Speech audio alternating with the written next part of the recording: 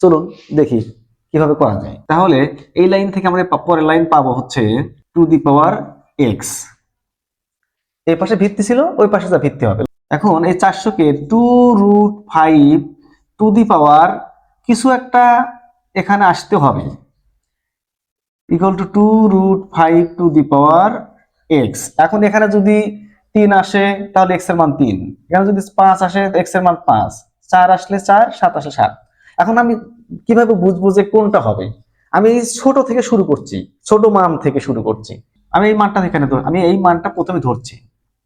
2 এর উপর কিউব মানে 8, আর √5 এর উপর কিউব মানে 5√5।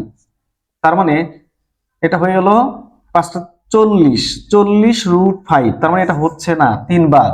এখন আমরা 4 ধরলে পাই 2 এর উপর 4 পাওয়ার মানে হচ্ছে 16 গুণন, আর √5 এর উপর 4 পাওয়ার মানে হচ্ছে 25। তাহলে এটা হওয়ার সম্ভাবনা অনেকটা বেশি। 16 আর 25 গুণ করলে 400 পাওয়া যায়।